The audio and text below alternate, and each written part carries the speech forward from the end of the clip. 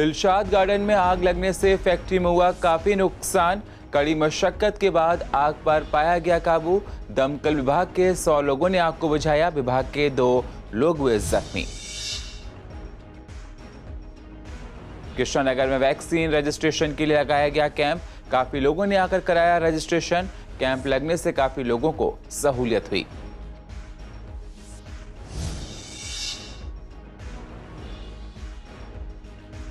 Shastri park में विधायक ने नई पाइपलाइन डालने का उद्घाटन किया।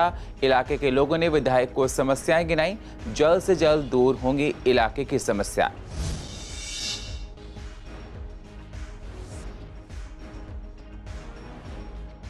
वैक्सीनेशन की रफ्तार दिनों दिन बढ़ी। हर रोज अस्पताल में लगते हैं 300 टीका। डॉक्टर गोयल ने कहा, नया वायरस कोरोना का ज्यादा घातक।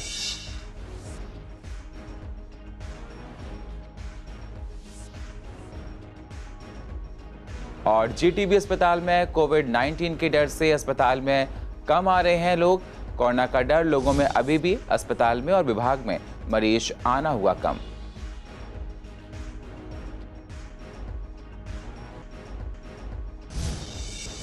नमस्कार, स्वागत है आप सभी का सीसीएन में। मैं हूं आपके साथ सुनील चौहान और आप देख रहे हैं पूर्व दिल्ली खास। अब होते हैं रूबरू पूर्व दिल्ली की अहम खबरों के साथ।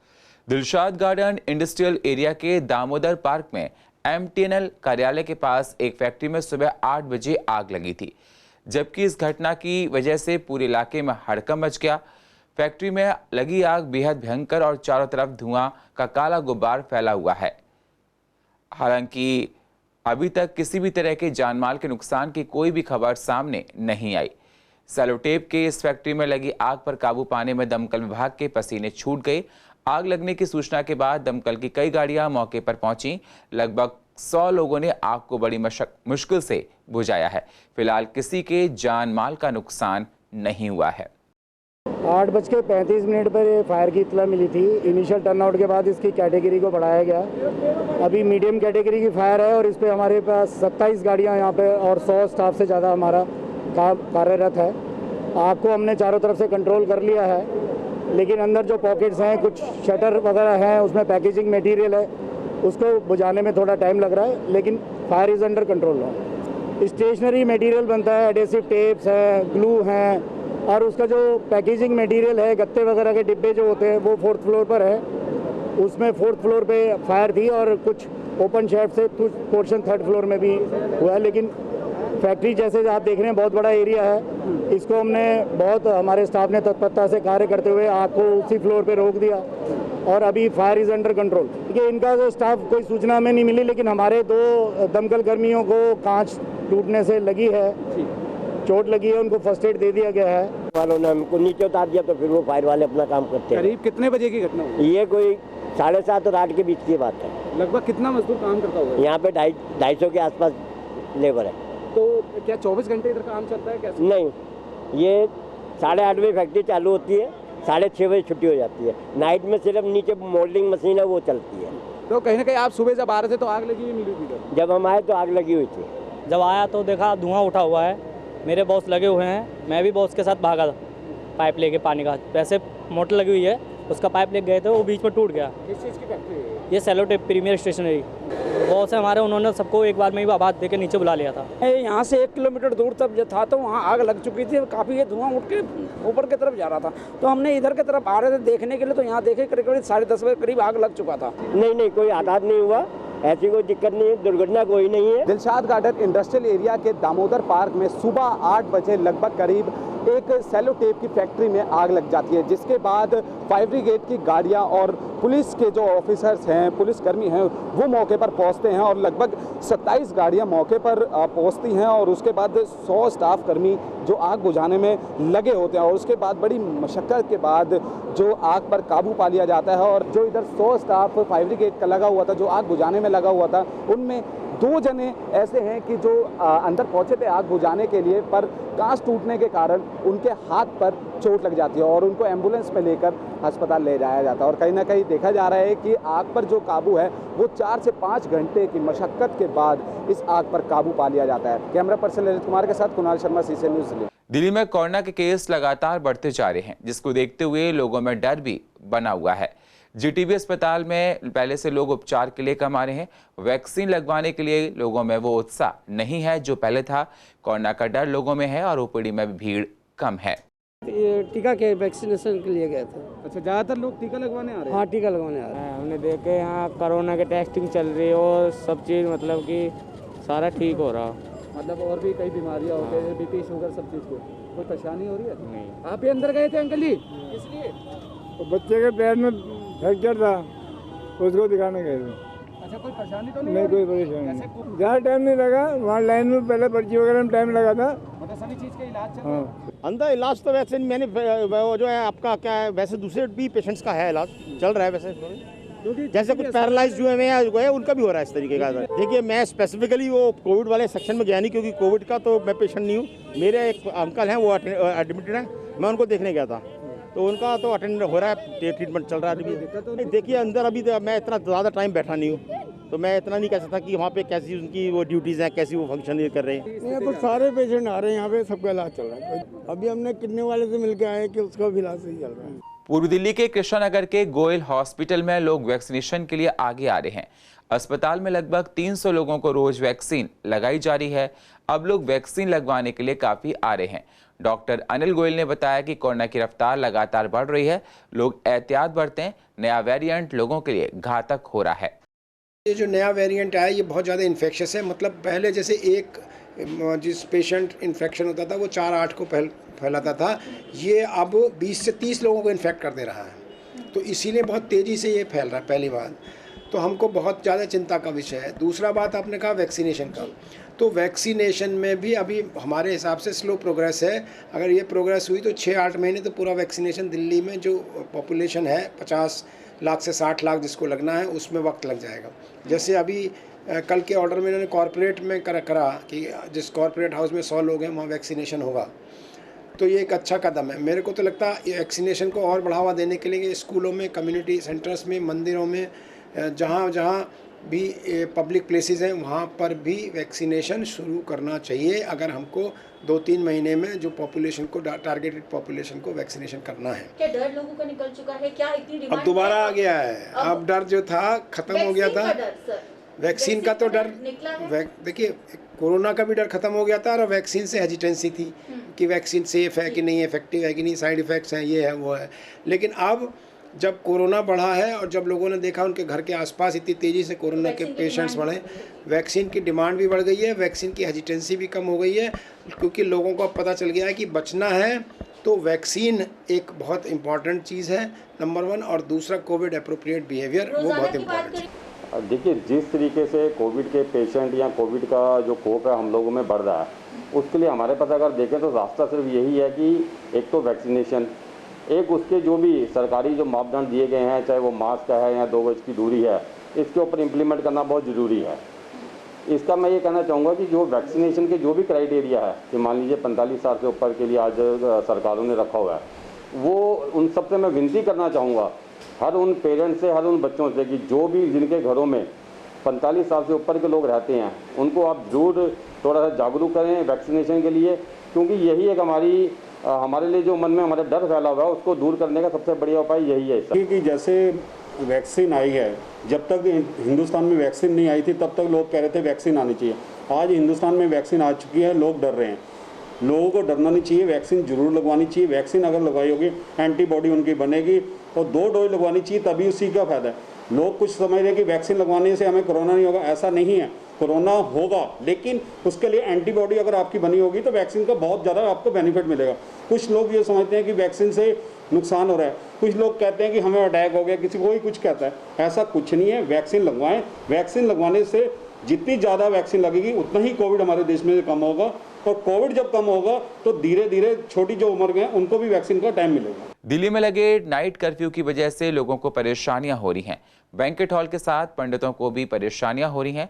पंडित दीपक जी का कहना है कई लोगों ने रात के प्रोग्राम को दिन में कर लिया है, टाइम क्लैश कर रहा है, जिससे परेशानियां बढ़ रही हैं। अभी जैसे कि अप्रैल की महीना चल रहा है तो इसमें 24, 25, 26, 27, 30 जो लास्ट में है, ये काफ़ी शादियों के साए हैं और बहुत शादियाँ हैं दिल्ली में। पहले से ही शादियों के मैरिज होम वगैरह बुक हुए पड़े हैं। भाई बहुत सी शादी दिन में होती हैं, बहुत सी रात को होती हैं, तो रात की शादियाँ अक्सर करके ज़्यादा होती हैं। लेकिन अब की बार ये जो नाइट कर्फ्यू लगा है इससे बहुत सारी समस्या होने वाली है, क्योंकि पहली बात तो नाइट 10 बजे बाद शादी आप कर नहीं सकते, करेंगे दिन में ही। जिनकी रात में शादी है वो भी दिन में ही करेंगे, और कई बार ऐसा होता है कि 2-2 शादियाँ होती हैं तो पंडित जी दिन में करा देते हैं, रात में कराते हैं। अब की बार बड़ी विडम्बना है कि रात में जो हो रही है उसे भी दिन में कराना पड़ेगा। तो ये मुश्किल पंडित लोगों के सामने बिल्कुल बिल्कुल बहुत मुश्किल है। चलो ब्राह्मण तो अपनी कर लेंगे आगे पीछे करके, लेकिन जिनको आपने निमंत्रण दिया है या लोगों को बुलाया है वो कैसे करेंगे? एक दिन में 2-2 बार 2-2 जगह नहीं जा सकते ना वो। जी बिल्कुल, अब इसमें थोड़ा सा तो सबको एडजस्ट करना पड़ेगा। जैसे कि दोपहर को 12 बजे जो शादी होनी है उन्हें 12 से पहले करना पड़ेगा, और जो नाइट की शादी है उनको 12 और 5 के बीच की या 12 और 10 के बीच में करना पड़ेगा, तभी जा कर के ये हो पाएगा। नहीं एक साथ तो एक समय सारे कार्य तो हो ही नहीं सकते ना। ऐसा है, इस मंथ में 24 तारीख के बाद साए खुलेंगे, 24 से लेकर 30 तक के बीच में है 5-6 साए ज़्यादा हैं, और अगले नेक्स्ट मंथ मई में तो बहुत सारे, शुरुआत से लेकर के लास्ट तक शादी ही शादियाँ हैं। तो अब तो चलो 2-4 दिन का हो भी जाएगा, लेकिन मई में जिनकी शादियाँ उनके लिए बहुत समस्या होने वाली है। कोरोना के मामले लगातार बढ़ रहे हैं, इसलिए कृष्णानगर विजय चौक पर आज कोरोना वैक्सीन रजिस्ट्रेशन के लिए कैंप का आयोजन किया गया, जिसमें विधायक एस के बग्गा भी मौजूद रहे। इस मौके पर विधायक एस के बग्गा ने कहा कि कोरोना के मामले लगातार बढ़ रहे हैं और इससे बचने के लिए ज़्यादा से ज़्यादा लोग वैक्सीन लगवाएं। इसके लिए यहाँ रजिस्ट्रेशन का कैंप का आयोजन किया गया है, जिससे ज़्यादा से ज़्यादा लोग वैक्सीन लगवाएं। इस मौके पर जुगल अरोड़ा ने कहा कि ये कैंप लगने से काफ़ी लोगों को सहूलियत है। लोग ऑनलाइन रजिस्ट्रेशन नहीं करवा पा रहे थे, उन्हें पता नहीं था कि रजिस्ट्रेशन कैसे होगा, इसलिए यहाँ कैंप लगाया गया जिससे वह वैक्सीन के लिए रजिस्ट्रेशन करवा सकते हैं। दिल्ली सरकार पूरी मदद कर रही है इसमें। यहाँ रजिस्ट्रेशन करेंगे हम लोग, रजिस्ट्रेशन के बाद इनको वैक्सीन लगेगी, जो कि बहुत ज़रूरी है। और दिल्ली सरकार 24 घंटे वैक्सीन का इंतज़ाम किया हुआ हम लोगों ने।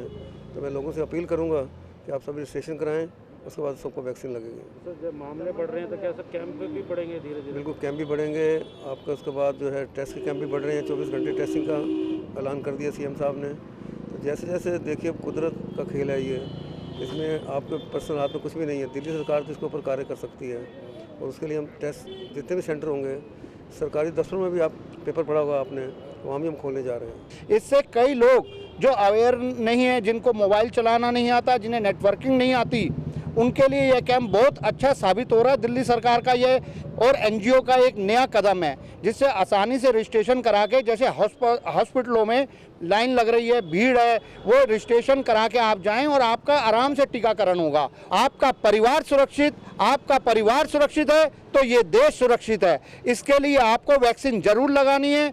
कुछ अफवाहें आ रही हैं, बिल्कुल डरने की जरूरत नहीं है। इस वैक्सीन से कोई साइड इफेक्ट नहीं है। पीछे भी इन्होंने कैंप लगवाया था, और लोगों की शादियाँ ये वो जितनी मदद हो इनसे ये मदद करते हैं। मैं ये कहूँगा ये और भी कोशिश करें जिससे ये ज़्यादा से ज़्यादा लोग वैक्सीन लगवा सकें। गांधीनगर के विधायक अनिल वाजपेयी ने शास्त्री पार्क बुलंद मस्जिद कब्रिस्तान में लोगों की सुविधा के लिए दिल्ली जल बोर्ड की नई पाइपलाइन डालने का उद्घाटन किया, जिसमें जल्द ही लोगों को पीने के पानी की सहूलियत मिलेगी। इसके अलावा अनिल वाजपेयी ने दिल्ली जल board, Delhi Nagar Nigam and irrigation department BSES के अधिकारियों के साथ लेकर बुलंद मस्जिद का दौरा भी किया। इलाके के लोगों का कहना है कि यहाँ पर पीने के पानी की समस्या है। इसके अलावा सड़कें जगह जगह टूटी हैं, इलाके में साफ सफाई भी चरमराई रहती है, जिस पर अनिल वाजपेयी ने जल्द ही ठीक करने का आश्वासन भी दिया है। लाइन का उद्घाटन कर दिया है। 10 दिन के अंदर कब्रिस्तान के अंदर दिल्ली जल बोर्ड के पानी की सप्लाई शुरू हो जाएगी, उसकी लाइन का उद्घाटन था।